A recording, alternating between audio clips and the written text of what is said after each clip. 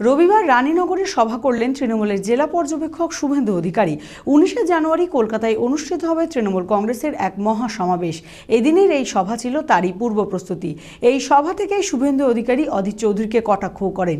সভায় উপস্থিত ছিলেন জেলা পর্যবেক্ষক শুভেন্দু অধিকারী, জেলা পরিষদের সভাধিপতি মোশাররফ হোসেন, জেলা সহসভাপতি অশোক দাস, ডোমকলের পৌরপিতা সৌমিক হোসেন সহ উপস্থিত ছিলেন তৃণমূলের জেলা নেতৃত্ব। রবিবার রানীনগর 1 এবং 2 নম্বর ব্লক তৃণমূল কংগ্রেসের উদ্যোগে রানীনগরে আয়োজিত হল তৃণমূল কংগ্রেসের এক প্রস্তুতি সভা। 19শে জানুয়ারি কলকাতায় অনুষ্ঠিত হবে তৃণমূল কংগ্রেসের এক মহাসমাবেশ। এদিনের এই সভা ছিল তারই পূর্ব প্রস্তুতি।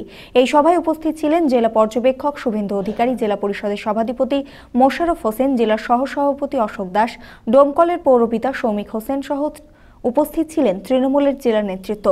এদিনের এই সভায় শুভেন্দু অধিকারী বলেন, অধীর চৌধুরী কংগ্রেস, সিপিআইএম এবং বিজেপিকে নিয়ে অ্যান্টি তৃণমূল মোর্চা তৈরি করছেন মুর্শিদাবাদ জেলায়।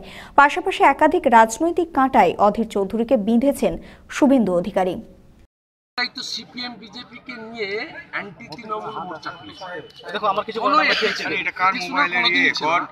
নকশাল দিয়ে শুরু করেছেন, আরএসপি ফরওয়ার্ড ব্লক করেছেন, সিপিএম করেছেন, এখন উপরে কংগ্রেস, কমপ্লিট বিজেপি। এই নিউজ টাইম নাও না।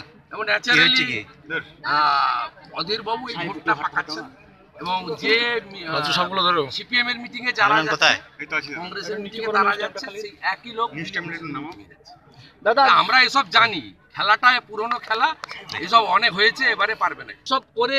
ওসব পুরনো খেলা কংগ্রেসের মধ্যে অধীর বাবু করতো, মান্নান সাহেবকে কোণঠাসা করে ফারাক্কার এমএলএ সৌরভ সাহেবকে এবারে হারানোর পিছনে এসব খেলা উনার পুরনো খেলা। এসব খেলা যতক্ষণ শুভেন্দু অধিকারী অবজারভার আছে হবে, উনাকে হারতে হবে এবং দিল্লিতে পার্মানেন্ট পরামর্শ দিলাম যে পঞ্চায়েতে কোনো রকম বেলাইনের কাজ করবেন না। মুখ্যমন্ত্রী যে লাইন ঠিক করে দিয়েছেন সেই লাইনে কাজ করুন, তাহলে বিরোধীরা এত 250 পঞ্চায়েতের মধ্যে 240টা আমাদের প্রধান, 26টা পঞ্চায়েত সমিতির অল সভাপতি আমাদের, অল কর্মাধ্যক্ষ আমাদের, পুরো জেটপি আমাদের, 70-69 সব পৌরসভা আমাদের, এত বিরাট সংখ্যক লোকজন এবং অনেকেই তো এখানে তো তৃণমূলটা বেড়েছে মূলত কংগ্রেস বা বামপন্থী।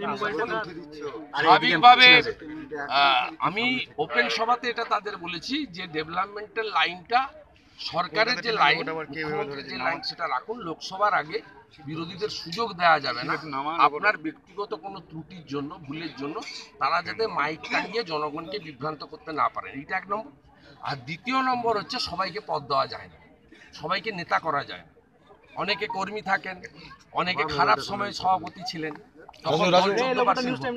এখন দল 50%-এর বেশি ভোটে, এখন আরো যোগ্য লোককে পাওয়ার জন্য আমরা তাকে হয়তো সভাপতির দায়িত্ব দিয়েছি।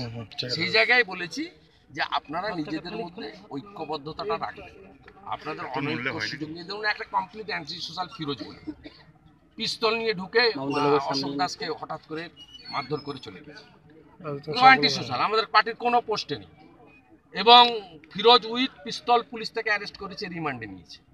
অতএব এটা তো আপনার ঘটতেই পারে, কিন্তু আমি আমার কর্মী সমর্থকদেরকে অ্যালার্ট করেছি লোকসভার নির্বাচন এবং জঙ্গিপুর মুর্শিদাবাদ তো ইন্টারেস্টেড নয়, ইন্টারেস্টেড তো অধীর চৌধুরী সিঙ্গেল বহরমপুরের জন্য।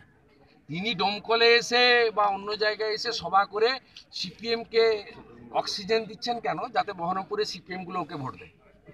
তিনি বেলডাঙ্গাতে গিয়ে বা অন্য জায়গায় গিয়ে বিজেপিকে অক্সিজেন দিচ্ছেন কেন, যাতে বিজেপি নয় সাপোর্ট করে, নয় দুর্বল প্রার্থী দিয়ে তাকে ভোটটা দেয়। অতএব বহরমপুর রক্ষা করার লড়াইটা তিনি করছেন, সে লড়াইটাতে রক্ষা এবারে হবে না। আমি এখনই বলে দিচ্ছি 1 লক্ষের বেশি ভোটে বহরমপুরে উনি হারবেন। আর এই 2টো সিটে তো আমরা কম্পিটিশন করে জিতব, মুর্শিদাবাদ জঙ্গিপুরে তো কয়েক লক্ষ ভোটে আমাদের ক্যান্ডিডেট, এটা নিয়ে কোনো ব্যাপার। আপনারা দেখছেন TV24 বাংলা। TV24 বাংলার সমস্ত খবরের আপডেট পেতে ইউটিউবে সাবস্ক্রাইব করুন TV24 বাংলা চ্যানেলটিকে এবং সাবস্ক্রাইবের পর অবশ্যই বেল আইকনটি একবার ক্লিক করুন। কমেন্টস আর শেয়ার করতে ভুলবেন না। TV24 বাংলা।